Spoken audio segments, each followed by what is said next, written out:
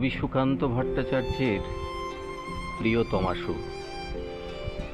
সীমান্তে আজ আমি প্রহরী, অনেক রক্তাক্ত পথ অতিক্রম করে আজ এখানে এসে থমকে দাঁড়িয়েছি স্বদেশের সীমানায়। ধূসর তিউনিসিয়া থেকে স্নিগ্ধ ইতালি থেকে ছুটে গেছি বিপ্লবী ফ্রান্সে, নক্ষত্র নিয়ন্ত্রিত নিয়তির মতো।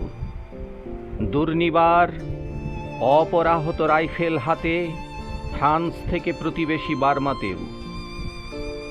আজ দেহে আমার সৈনিকের কড়া পোশাক, হাতে এখনো দুর্জয় রাইফেল, রক্তে রক্তে তরঙ্গিত জয়ের আর শক্তির দুর্বহ দম্ভ। আজ এখনো সীমান্তের প্রহরী আমি। আজ নীল আকাশ আমাকে পাঠিয়েছে নিমন্ত্রণ, স্বদেশের হাওয়া বয়ে এনেছে অনুরোধ, চোখের সামনে খুলে ধরেছে সবুজ চিঠি।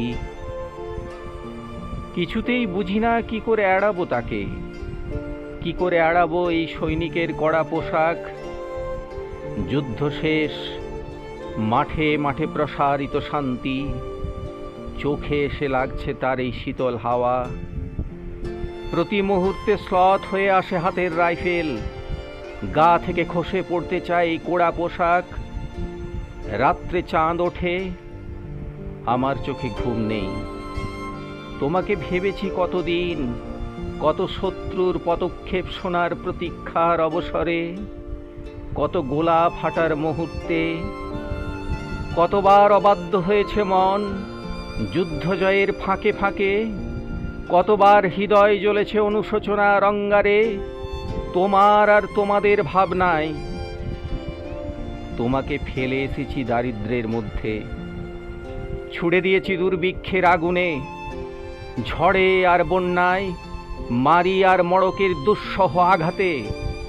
বারবার বিপন্ন হয়েছে তোমাদের অস্তিত্ব, আর আমি ছুটে গেছি এক যুদ্ধক্ষেত্র থেকে আরেক যুদ্ধক্ষেত্রে। জানি না আজও আছো কি নেই।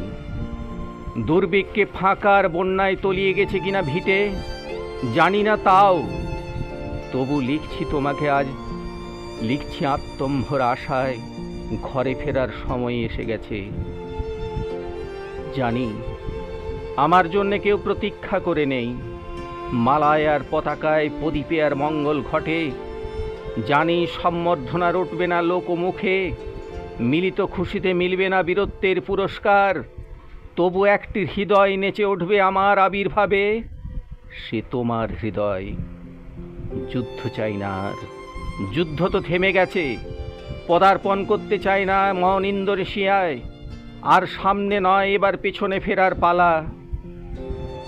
পরের জন্য যুদ্ধ করেছি অনেক, এবার যুদ্ধ তোমার আর আমার জন্য।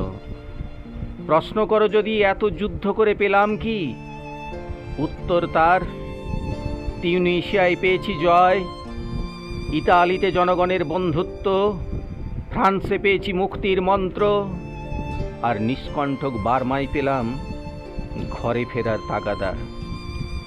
আমি যেন সেই বাতিওয়ালা যে সন্ধ্যায় রাজ ও পথে পথে বাতি জ্বালিয়ে ফেরে, অথচ নিজের ঘরেই নেই যার বাতি জ্বালার সামর্থ্য। নিজের ঘরেই জমে থাকে দুঃসহ অন্ধকার। নমস্কার। যোদ্ধার নিবেদিত কবিতা সামগ্রী এবং অন্যান্য অনুষ্ঠান যদি আপনাদের মনোগ্রাহী হয়ে ওঠে, আপনারা লাইক, শেয়ার, কমেন্ট করতে ভুলবেন না। আপনাদের প্রেরণায় পথ চলা, আপনাদের সহযোদ্ধা হয়ে যোদ্ধা তার প্রতিদিনের কাজ করে যাবে।